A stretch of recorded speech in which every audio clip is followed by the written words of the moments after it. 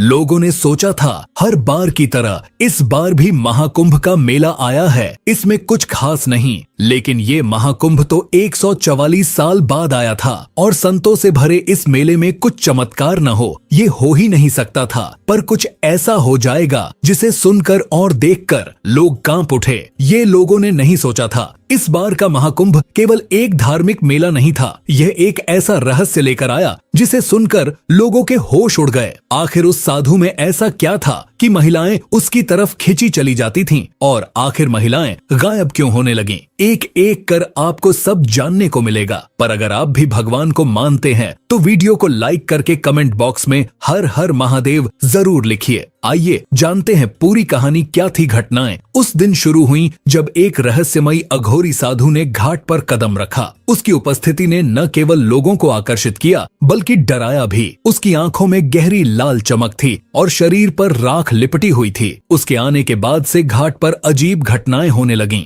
महिलाएं गायब होने लगीं और चारों ओर एक ऐसा रहस्य गहराने लगा जिसे सुलझाना आसान नहीं था। प्रयागराज के संगम घाट पर चारों तरफ चहल पहल थी। साधु संत अपने अपने आश्रमों में बैठे हुए भजन कीर्तन कर रहे थे। जगह जगह धूप, अगरबत्ती और मंत्रोच्चार की आवाजें माहौल को पवित्र बना रही थीं। एक शाम जब सूरज धीरे धीरे गंगा के जल में डूब रहा था, तभी घाट पर हलचल मच गई। लोगों की नजरें एक ही दिशा में थीं। वहां एक अघोरी साधु धीरे धीरे घाट की ओर बढ़ रहा था। उसकी लंबी जटाएं उसकी कमर तक लटक रही थीं और गले में नरमुंडों की माला थी। उसकी आंखें इतनी भयानक थीं कि लोग उसकी ओर सीधे देखने की हिम्मत नहीं कर पा रहे थे। उसने घाट के एक कोने में बैठकर साधना शुरू कर दी। उसकी उपस्थिति से ऐसा लग रहा था मानो समय थम गया हो। गंगा की लहरें भी शांत हो गई थीं। वहां उपस्थित लोगों को ऐसा महसूस हो रहा था जैसे किसी अदृश्य शक्ति ने उन्हें जकड़ लिया हो। उस दिन तो इतने पर ही सब रुक गया, पर अगले ही दिन एक अजीब घटना घटी। गांव की एक महिला गीता, जो घाट पर पूजा करने आई थी, रात भर घर नहीं लौटी। गीता उस दिन बहुत प्रसन्न लग रही थी। उसने सुबह से ही महाकुंभ के घाट पर जाने की तैयारी शुरू कर दी थी। उसने अपनी सबसे सुंदर साड़ी पहनी और अपनी सहेलियों के साथ घाट की ओर निकल पड़ी। दिन भर गंगा में स्नान करने और पूजा अर्चना के बाद उसने अपनी सहेलियों से कहा,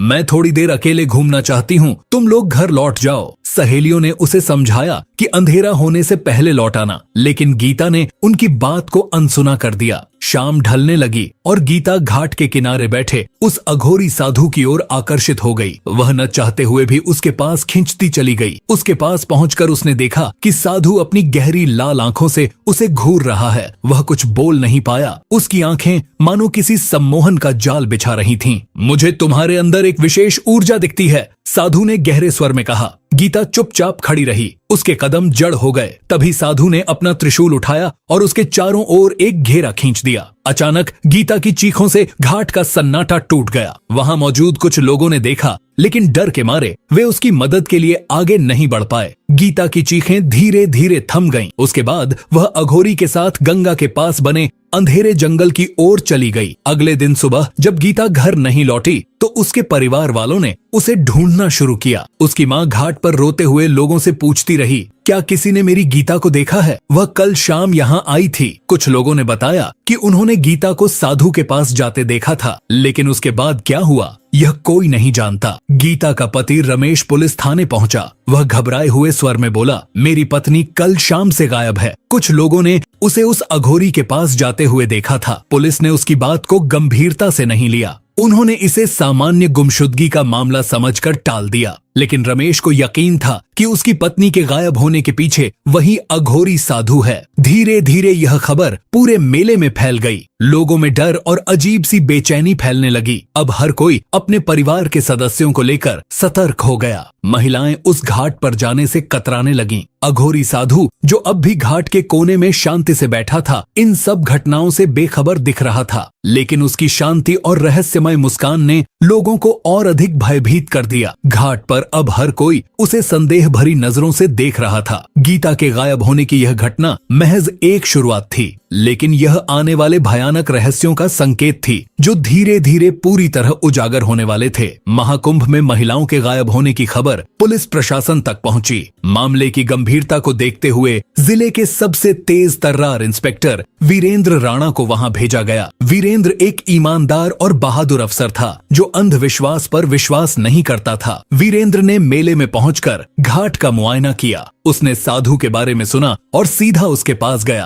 आप कौन हैं और यहाँ क्या कर रहे हैं? वीरेंद्र ने सख्ती से पूछा। साधु ने अपनी लाल आंखें खोलीं और धीरे से कहा, मैं वही हूँ जो इस संसार को चलाता है। तुम मुझे समझ नहीं पाओगे, मुझसे दूर रहो। वीरेंद्र ने उसे धमकी दी, अगर तुम यहाँ से नहीं गए तो मैं तुम्हें गिरफ्तार कर लूंगा। साधु ने उसकी ओर देखा और मुस्कुराते हुए कहा, तुम मुझे नहीं हटा सकते, मेरी शक्तियों को चुनौती मत दो। वीरेंद्र की धमकी के बाद भी साधु टस से मस नहीं हुआ। उसने एक गहरी सांस ली और अपनी आंखें बंद कर लीं। कुछ पल बाद उसने अपना त्रिशूल उठाया और जोर से धरती पर मारा। उस प्रहार से गंगा के शांत पानी में अचानक उथल पुथल मच गई। ऐसा लगा मानो नदी ने अपनी गति को रोककर क्रोध में उफान मारा हो। आसमान में काले बादल छा गए और बिजली चमकने लगी। घाट पर उपस्थित लोग चीखने चिल्लाने लगे। किसी ने ऐसी घटना पहले कभी नहीं देखी थी। गंगा के पानी में एक भयानक भंवर बनने लगा। लोग डर से घाट छोड़कर भागने लगे। साधु ने अपनी आंखें खोलीं और वीरेंद्र की ओर देखा। उसकी लाल आंखों में एक अजीब सी चमक थी, मानो वह इंसान नहीं कोई अलौकिक शक्ति हो। उसने गहरे स्वर में कहा, मैंने कहा था मेरी शक्तियों को चुनौती मत दो। अब देखो तुम्हारे इस संसार का क्या होता है। अचानक घाट पर मौजूद कुछ महिलाएं बेहोश होकर गिर पड़ीं। उनकी सांसें चल रही थीं, लेकिन वे जैसे किसी गहरी नींद में चली गई थीं। वीरेंद्र और उसकी टीम यह देखकर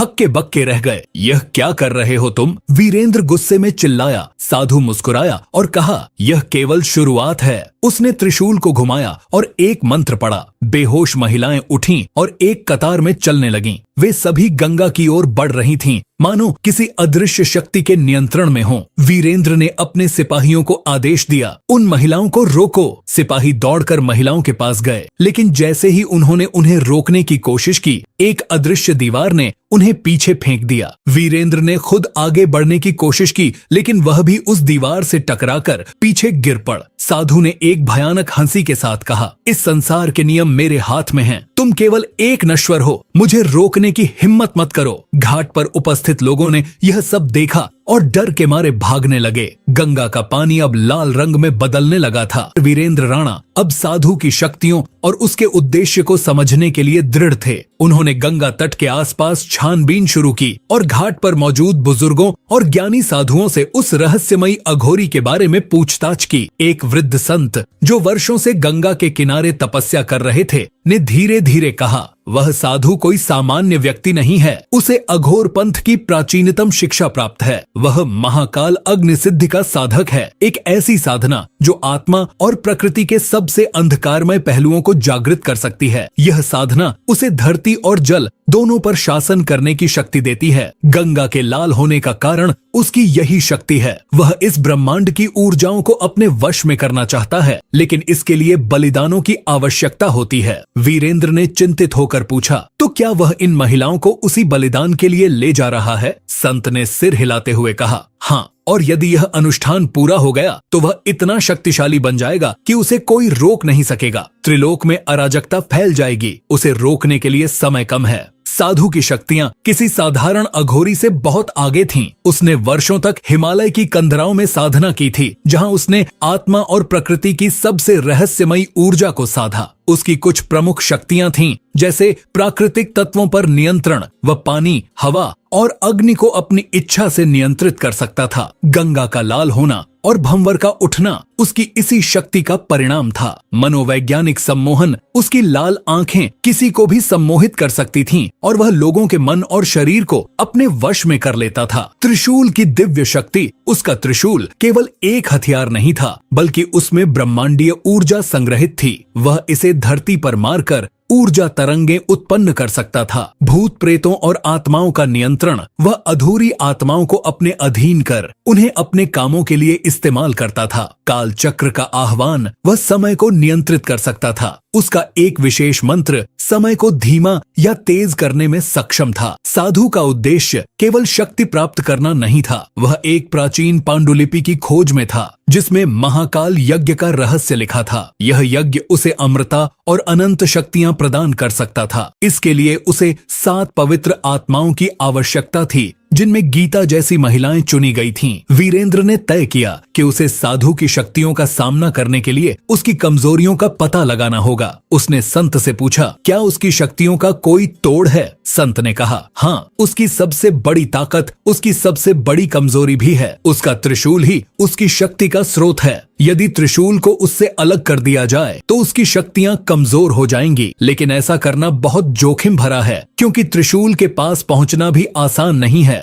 जो कोई इसे छूने की कोशिश करता है वह जलकर राख हो जाता है। वीरेंद्र ने संत के साथ मिलकर योजना बनाई। वह जानता था कि अकेले लड़ना संभव नहीं है, इसलिए उसने घाट के अन्य साधुओं और तपस्वियों से सहायता मांगी। संतों ने तय किया कि गंगा किनारे सामूहिक रूप से हवन और मंत्रोच्चार किया जाएगा, जिससे घाट पर सकारात्मक ऊर्जा फैले और अघोरी की शक्तियां कमजोर पड़े। साधु जो घाट पर अपनी साधना में लीन था, अपने चारों ओर होने वाली हलचल को भांप गया। उसने अपनी आंखें खोलीं और दूर खड़े वीरेंद्र को देखा। उसकी मुस्कुराहट और गहरी हो गई। तो तुमने मुझे चुनौती देने का साहस किया है, उसने गहरे स्वर में कहा। उसने अपनी आंखें बंद की और कुछ मंत्र पढ़ने लगा। अचानक घाट पर भयंकर आंधी चलने लगी। गंगा का पानी और अधिक लाल हो गया। साधु ने अपने त्रिशूल को उठाया और हवा में घुमाया। एक तेज रोशनी का गोला बन गया जो सीधा घाट पर मौजूद हवन स्थल की ओर बढ़ा। घाट पर संतों और तपस्वियों ने वीरेंद्र के नेतृत्व में हवन शुरू कर दिया। चारों ओर मंत्रोच्चार की गूंज फैल गई, जिससे घाट का वातावरण सकारात्मक ऊर्जा से भरने लगा। साधु को यह एहसास हो गया कि उसका साम्राज्य खतरे में है। उसने अपनी आंखें बंद की और गहरे स्वर में एक मंत्र पढ़ा। त्रिशूल से उठी ऊर्जा ने हवन स्थल को निशाना बनाया था, लेकिन संतों के मंत्रों की शक्ति ने उस ऊर्जा को रोक दिया। साधु के चेहरे पर गुस्से की लकीरें उभर आईं। उसने अपने हाथ से राख उठाई और उसे गंगा की ओर फेंक दिया। उस राख के गिरते ही गंगा के पानी से प्रेतों का एक झुंड निकल आया। ये प्रेत हवा में तैरते हुए हवन स्थल की ओर बढ़ने लगे। वीरेंद्र और उसकी टीम ने हिम्मत नहीं हारी। उन्होंने तय किया कि साधु के त्रिशूल को उसकी पहुंच से दूर करना ही एकमात्र रास्ता है। वीरेंद्र ने अपने सिपाहियों को आदेश दिया, तुम लोग हवन स्थल की सुरक्षा करो, मैं साधु की ओर जाता हूँ। वीरेंद्र ने अपनी बंदूक उठाई और साधु की ओर बढ़ा। साधु ने अपनी लाल आंखें खोलकर उसकी ओर देखा और मुस्कुराते हुए कहा, तुम यह युद्ध नहीं जीत सकते, मेरी शक्तियां तुम्हारी कल्पना से परे हैं। वीरेंद्र ने दृढ़ता से कहा, मैं यहाँ तुम्हारी शक्तियों को चुनौती देने नहीं, तुम्हारे अत्याचार को खत्म करने आया हूँ। साधु ने अपना त्रिशूल हवा में घुमाया, जिससे फिर से एक उग्र अग्निगोला वीरेंद्र की ओर बढ़ा। वीरेंद्र ने अपने त्वरित बुद्धि से एक किनारे छलांग लगाई और उस हमले से बच गया। उसने साधु के चारों ओर बने राख के घेरों को देखा। वह समझ गया कि यह घेरा उसकी ऊर्जा को बनाए रखने का स्रोत है। वीरेंद्र ने अपनी चालाकी से एक पत्थर उठाया और घेरा तोड़ने की कोशिश की। जैसे ही वह पत्थर घेरा पार करता, एक अदृश्य दीवार ने उसे वापस उछाल दिया। साधु ने हंसते हुए कहा, तुम यह साधारण तरीकों से नहीं कर सकते, मेरा घेरा केवल दिव्य शक्ति से टूटेगा। उसी समय संतों ने वीरेंद्र को आवाज लगाई, घेरा तोड़ने का एकमात्र तरीका उसके त्रिशूल को छूना है, लेकिन वह त्रिशूल केवल पवित्र जल से ही कमजोर होगा। गंगा के प्राचीन मंदिर से लाया गया जल ही इसे शक्ति से वंचित कर सकता है। वीरेंद्र ने संत के एक शिष्य को कहा, तुम मंदिर जाओ और वह जल लाओ, तब तक मैं साधु का ध्यान भटकाता हूँ। वीरेंद्र ने अपनी चालाकी से साधु को उकसाना शुरू किया, अगर तुम्हारी शक्ति इतनी महान है तो तुम्हें मुझे हराने के लिए इन भूत प्रेतों की आवश्यकता क्यों पड़ी? साधु उसकी बातों में आ गया। उसने त्रिशूल से दूसरी दिशा में प्रहार किया, जिससे वीरेंद्र को उसके घेरे के करीब जाने का मौका मिल गया। कुछ ही देर में शिष्य पवित्र जल लेकर लौट आया। वीरेंद्र ने झट से जल लिया और त्रिशूल की ओर दौड़ा। साधु ने उसे रोकने की कोशिश की, लेकिन वीरेंद्र ने जल त्रिशूल पर डाल दिया। पवित्र जल के छिड़कते ही त्रिशूल से एक भयंकर ध्वनि निकली। साधु दर्द से चीखने लगा। उसकी शक्तियां धीरे धीरे कमजोर होने लगीं।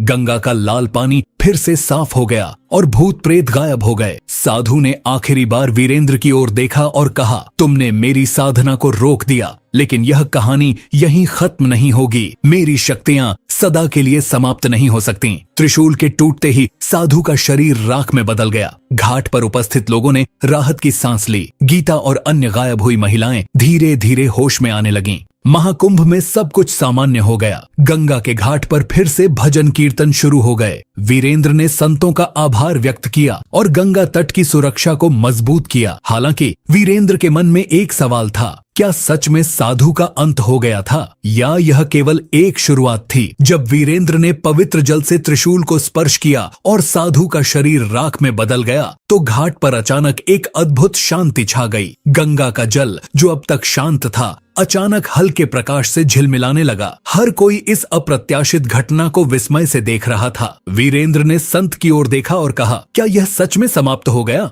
तभी गंगा के ऊपर एक दिव्य प्रकाश उभरा। उसी राख से एक तेजस्वी आकृति प्रकट हुई। वह साधु का दिव्य रूप था। उसका चेहरा अब क्रोध और भयावहता से मुक्त था। उसकी आंखों में करुणा और शांति का भाव था। तुमने मेरी राह कठिन बना दी वीरेंद्र। साधु की आवाज गूंजी, जो अब पहले की तरह कठोर नहीं बल्कि शांत और गूढ़ थी। वीरेंद्र ने विस्मय से पूछा, तुम कौन हो और तुमने यह सब क्यों किया? साधु मुस्कुराया और कहा, मैं इस संसार का अघोर हूँ जो जीवन और मृत्यु के मध्य का सेतु है। मेरी साधना का उद्देश्य विनाश नहीं बल्कि सृष्टि के संतुलन को बनाए रखना था। जो शक्ति मैंने अर्जित की थी वह केवल योग्यतम के हाथों में होनी चाहिए थी। यह त्रिशूल जो ब्रह्मांडीय ऊर्जा का केंद्र है, अराजकता और शांति दोनों का कारक बन सकता है। मैंने इसे गलत हाथों में जाने से रोकने के लिए यह कठोर मार्ग चुना। साधु ने आगे कहा, मनुष्य अक्सर उस चीज को नहीं समझता जो उसे दिखाई नहीं देती। मेरी शक्ति को तुमने चुनौती दी, लेकिन यह तुम्हारा साहस और दृढ़ता थी जिसने तुम्हें इस परीक्षा में उत्तीर्ण किया। यह त्रिशूल अब गंगा की गहराइयों में विश्राम करेगा जब तक कि संसार को इसकी आवश्यकता न हो। साधु ने त्रिशूल उठाया और उसे गंगा की धारा में प्रवाहित कर दिया। जैसे ही त्रिशूल जल में समाया, गंगा की लहरें स्वर्णिम हो गईं। साधु ने अपने हाथ आकाश की ओर उठाए और कहा, मैं अब वापस वहीं जा रहा हूँ जहाँ से आया था, विराट शून्य में जहाँ केवल शांति है। याद रखना, यह संसार संतुलन पर आधारित है। जब भी संतुलन बिगड़ेगा मैं फिर लौटूंगा। साधु की आकृति धीरे धीरे प्रकाश में विलीन हो गई। घाट पर मौजूद लोग उसकी दिव्यता को देखकर निःशब्द थे। वीरेंद्र भी उसकी बातों से प्रभावित हुआ। उसने महसूस किया कि सत्य और न्याय के मार्ग पर चलने के लिए केवल शक्ति नहीं बल्कि विनम्रता और विवेक भी आवश्यक है। गंगा की लहरें शांत हो चुकी थीं और आकाश में सूरज की पहली किरण ने नया सवेरा किया। घाट पर मौजूद हर व्यक्ति के मन में उस दिव्य आत्मा के प्रति श्रद्धा का भाव जाग उठा